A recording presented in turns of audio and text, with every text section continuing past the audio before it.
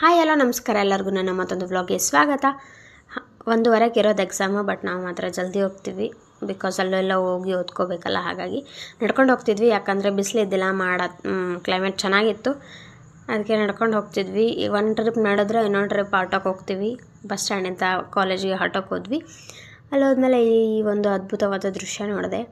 ಯಾಕಂದರೆ ಎಷ್ಟೊಂದು ಆಕಳ ಗೊತ್ತಾ ಅಲ್ಲಿ, ತುಂಬ ಅಂದರೆ ತುಂಬ. ಅದಾದಮೇಲೆ ಎಲ್ಲ ನೋಡಿಕೊಂಡು ಒಳಗೆ ಹೋದ್ವಿ. ಕಾಲೇಜ್ ಒಳಗಡೆ ಹೋಗಿ ಒಂದು ಸ್ವಲ್ಪ ಹೊತ್ತು ಕೂತ್ಕೊಂಡು ಓದ್ಕೊಂಡು, ಅದಾದಮೇಲೆ ಭೂಮಿ ಬಾಕ್ಸ್ ತಂದಿದ್ಲು, ಚೌಳಿಕಾಯಿ ಪಲ್ಯ, ರೊಟ್ಟಿ ಅದೆಲ್ಲ ತಿನ್ಕೊಂಡು ಕುಂತ್ಕೊಂಡು ಎಕ್ಸಾಮ್ ಎಲ್ಲ ಮುಗಿಸ್ಕೊಂಡು ಮನೆಗೆ ಹೊರಟಿದ್ವಿ. ಮನೆಗೆ ಹೋಗಬೇಕಾದ್ರೆ ಈ ಸಕ್ಕರೆ ಹಣ್ಣು ಕಾಣ್ತು.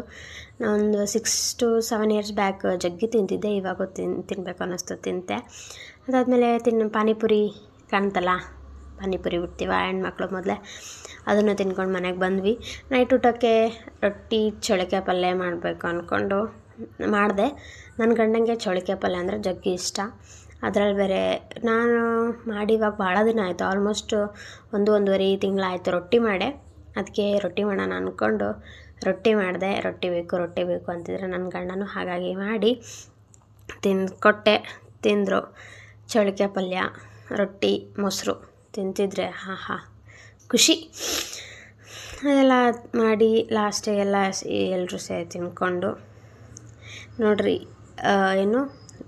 ವಿಡಿಯೋ ಮಾಡೋಕ್ಕೆ ಎಲ್ಲರೂ ಯಾವ್ಯಾವ ಲೈಟೋ ಬಳಸಿದ್ರೆ ನಾನು ಫ್ಯಾನಿನ ಲೈಟ್ ಬಳಸ್ತಿದ್ದೀನಿ. ಅದಾದಮೇಲೆ ತಿನ್ಕೊಂಡು ಬಜ್ಜಿ ತಂದೆ, ಬಜ್ಜಿನೂ ತಿನ್ಕೊಂಡು ಚೆನ್ನಾಗಾಗಿತ್ತಂತೆ. ಓಕೆ, ಅದಾದಮೇಲೆ ಈ ವಿಡಿಯೋನ ಇಲ್ಲಿಗೆ ಎಂಡ್ ಮಾಡ್ತೀನಿ. ಇದಾಗಿತ್ತು ಇವತ್ತಿನ ಮಿನಿ ವ್ಲಾಗ್. ನಿಮಗೆ ಇಷ್ಟ ಆಗಿದ್ರೆ ಲೈಕ್ ಮಾಡಿ, ಶೇರ್ ಮಾಡಿ, ಸಪೋರ್ಟ್ ಮಾಡಿ. Thank you for watching.